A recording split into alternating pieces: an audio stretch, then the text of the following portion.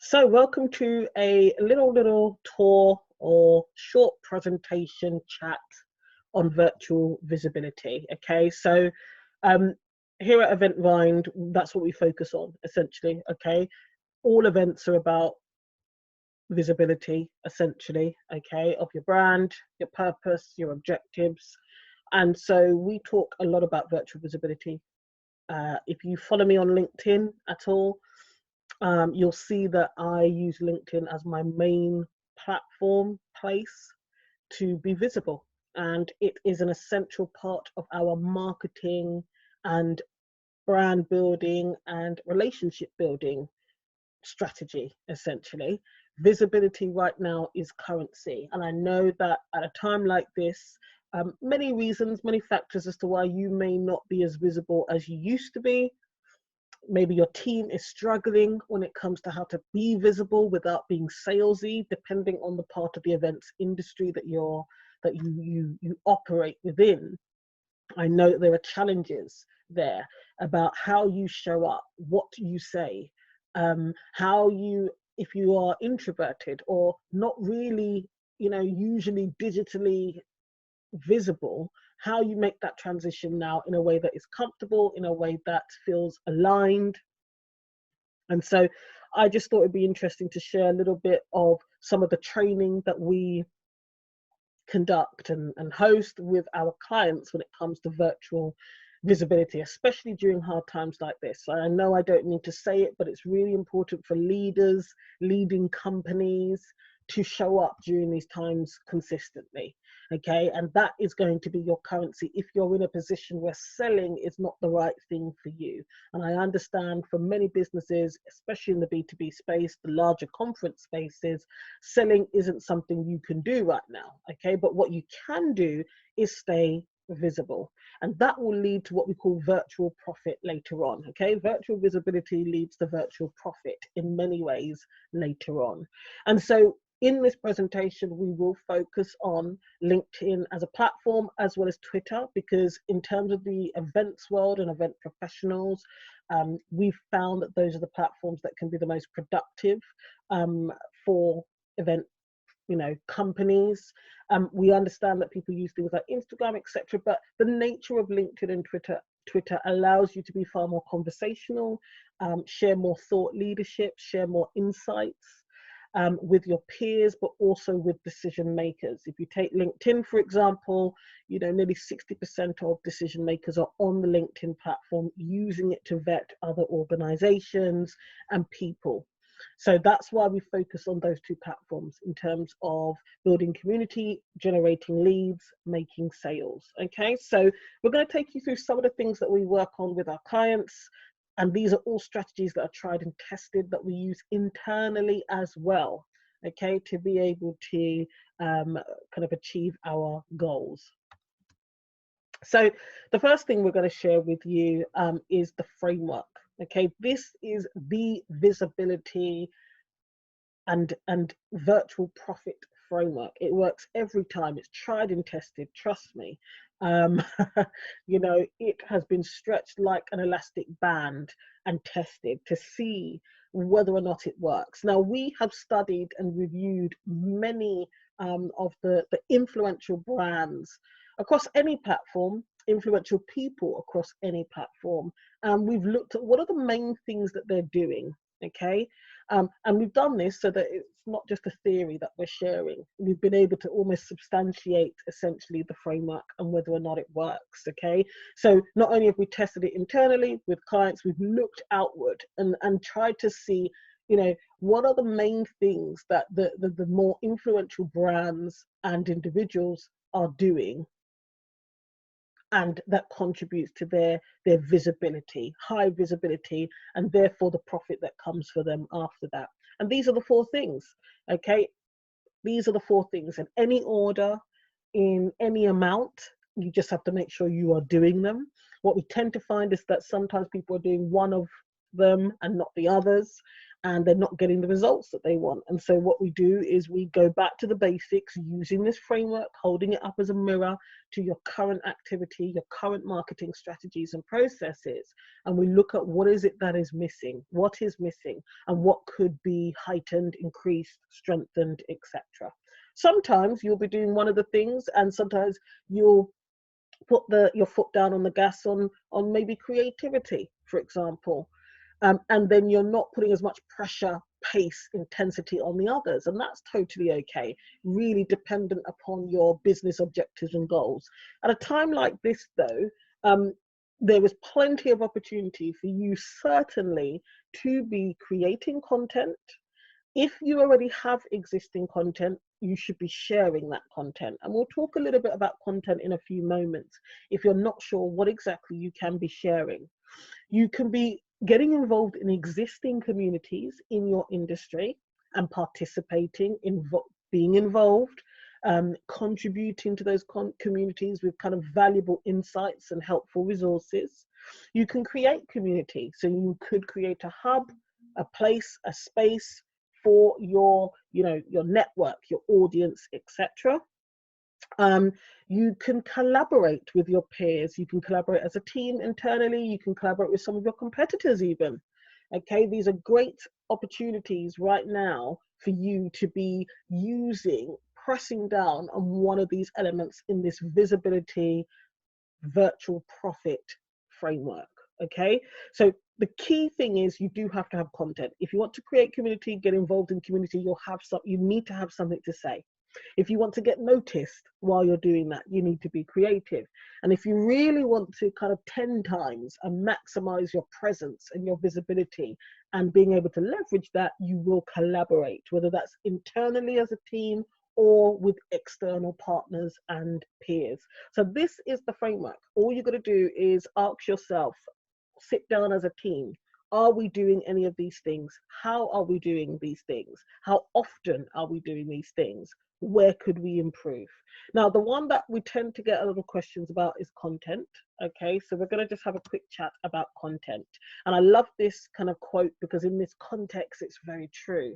If you look for perfection, you will never be content. So if you are looking for kind of, CNN, Sky News, level productions in your content, you will feel like a failure from the very beginning. And as a team, you could be very dissatisfied with your content. So we always encourage people to get started, create a minimal viable product at the start. So that's something that the tech community talk about a lot, right? They start with a basic version they iterate, evolve, and respond to data and engagement, for example. And that's how they create their product or service. Saves time, saves money. It's logical. So don't look too far down the road at perfection. Start where you are now. Start where you start with the resources that you as a team have at your disposal. That's really important to remember. So that's just something that is really important to be aware of. So the question that we often get is about content itself. Okay, everything is content. We always start from that base. Everything is content. So taking it back, as a business, there's two forms of content that we often talk about. One is kind of primary content about the services and the products that you offer. Okay, the services and the products you offer, the problems you solve, the challenges that you help resolve, the needs that you meet in your industry, in your market. That is primary content. Okay, so that can be very subject topic specific, very profession specific. It's primary content. Then there's secondary content, and that is about you as a team. That is about the people who are involved in your business. That is about your customers, their stories, their challenges. Okay, the way they do things. There's the wider industry, trends, forecasts, insights. That is secondary content. Okay, so when you're trying to come up with content ideas, what you need to do is really think about who you are as a business, who you are as a person, maybe who you are in terms of your role. and the role you play in your business. If you're in the sales team, what sales insights can you share with your peers, with your network, with your community? Okay, what parts of your role do you enjoy the most? What parts are not so enjoyable? What are the challenges? Okay, what's a typical day like for you and your team? What kind of clients do you work with? What kind of challenges are they experiencing? What are the success stories? Okay, case studies, trends, forecasts, all of that is content. All of that is content.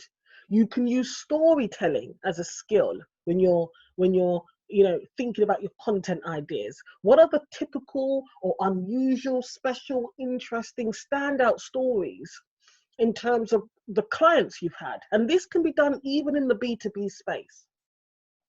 Okay, it can be done in the B2B space. What are the stories, the experiences behind what it is that you do? Okay, tell those stories. Tell those stories. So, for example, if you, I don't know, for someone who sells insurance, for example, in the B2B space, what is the impact and importance of your client having insurance? What does it help them with? What does it help them avoid? Okay, there are real stories behind that, not just facts and figures about money lost and made. It's when the building burnt down, and people were out of work, people lost precious, valuable things. How did that impact your clients and customers? There are stories there. There are stories there that you can tell, even as a B2B marketer. Okay, so when we're looking at content, everything is content. What about behind the scenes footage, videos, images, okay, from the team preparing for an event? When the team are meeting new sponsors, can you create content from that?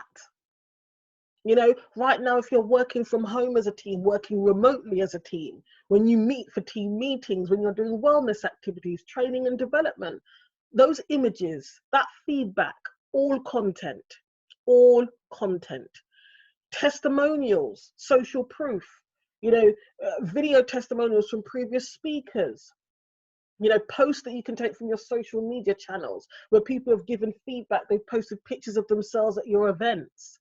That is all content. Everything is content. But for the main part, it does, and you can split it into two camps. One is your primary content, which is very much about what you sell, how you sell, and who you sell to, right? Very salesy, very on topic, very profession led. Anything that's happening right now in your industry. And then there's like a secondary type of content, which is about the people and the stories behind those things. It could be more abstract. It could be more, forward thinking, more thought leadership type content. What's happening in your industry? What's happening with your peers? Okay, there's lots of conversations we have often behind closed doors, in closed groups, in mastermind groups, in meetups and networking meetings. A lot of the kind of material from those conversations makes for great content. Your network and community would love to know what you really think about XYZ. Now, of course, it's all about what's appropriate. What if you're a big company, what's within your brand values? Absolutely valid. But a lot of those conversations that are happening in the breakout areas, that are happening offline, some of them can actually be content that you can use, their thoughts, their views, their insights that you could be sharing on your personal profiles, either as a team member in the sales or marketing team, but also maybe as the manager, as the director. Okay, these are all things you could be sharing. Now, once you figure out what your content is, i.e. what your messaging is, what it is you have to say, and there's another podcast episode recorded, there's another presentation recorded that is all about, content, and we give specific ideas on what exactly you can create as content. So go ahead and listen to that. Once you've decided what you're saying, you then have to decide on the format that you're going to choose to communicate what you're saying. Okay, what channel, what vehicle are you going to use? And that's where you can start deciding about videos, images, podcasts, social posts, white papers, PDFs, blog posts, right? Because quite often people go to the format first. They think, oh, I'm going to write a blog piece. And then they're stuck on what it is they're actually saying, okay? Actually, if you work on the content first, you will figure out what the best vehicle or channel is after. You really will, because there are some forms of content that work better with other, with certain formats. Okay, so get the core done right as a team. Sit down, use a whiteboard, or if you're working remotely, use your documents. Use a Trello board, Asana, like a mutual, you know, project management or notice board function that all of the team can access and see and use. Dump all of your ideas as to what you can be talking about right now. And now, especially in sales, okay, the conversations your sales teams have had and are having with people are so high value in terms of content. There'll be common challenges, questions, issues, anecdotes, stories being exchanged and shared that you can, use as the basis for great content and share that online. Okay, so that's really important to think about right now. And then you find the right audience for your content. Sounds pretty obvious, but you have to share your content on the right platform in the right spaces. Okay, that's the key. Don't get caught up in time of day and all of this stuff. The main thing is right content, right audience, consistently. That's all you've got to think about, and get into a rhythm. Get into a rhythm. One of the things that we often talk about here at Event Mind is your metabolism, kickstarting that metabolism. Okay, my metabolism is super slow when I'm not eating properly and I'm not exercising. And sometimes it laughs at me when I try to eat one good meal. It laughs at me. It doesn't believe me when I say, look, we're really going to try and start losing some weight. You have to kickstart your metabolism. The best way to do that is consistency. Okay, the right content in front of the right audience consistently. So make sure you're popping these gems, these insights, these helpful, valuable pieces of information about you, your business, your team, your company, the industry, in the right places. Okay, so if you've built a network on LinkedIn or you're building one, that is the place to share.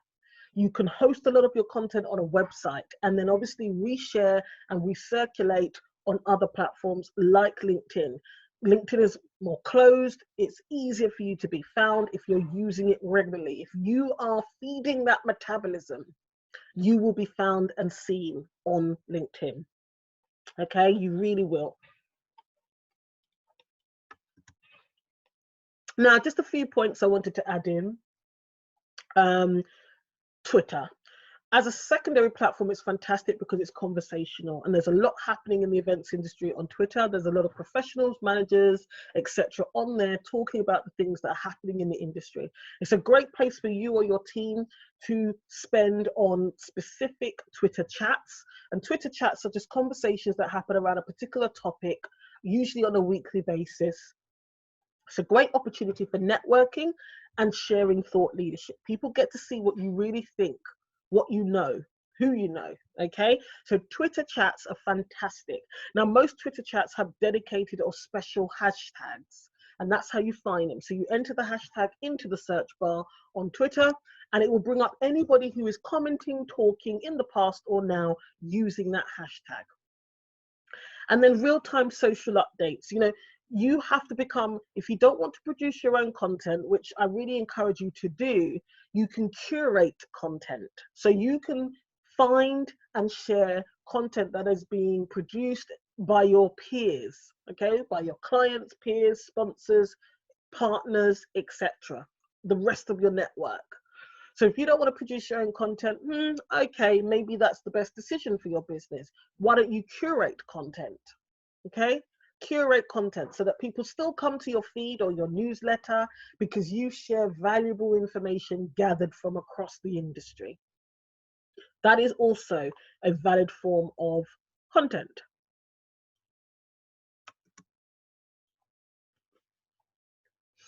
I always like to mention at this point about the importance of social and peer recommendations.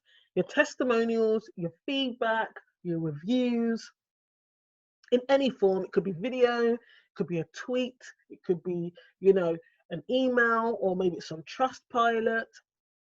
Wherever you've got social proof, that is valuable content. Okay, you can be sharing that regularly on your channels. Your team can be sharing that regularly on your channels. Success stories, great case studies. All of this is content, and you've probably got this already. So that's why we don't always encourage people necessarily, if they're working on their visibility, you don't need to always create content from scratch. You probably have content assets in various places already. So you need to find them, collate them, organize them, check which ones are evergreen. And what we mean by that is content that is still valid and relevant right now. Okay, and it's really important when you're thinking about content creation to always make sure a percentage of it is evergreen, so it's still valid and helpful in a year's time, 3 years time. Okay, so use your reviews, your testimonials, and your feedback, all of those things regularly, and share them on your social media platforms. So that's that really. When it comes to virtual visibility leading to virtual profit down the road, those are the tips that we recommend at Event Mind. You can connect with us on Facebook, Twitter, and of course, LinkedIn. Thank you for tuning in.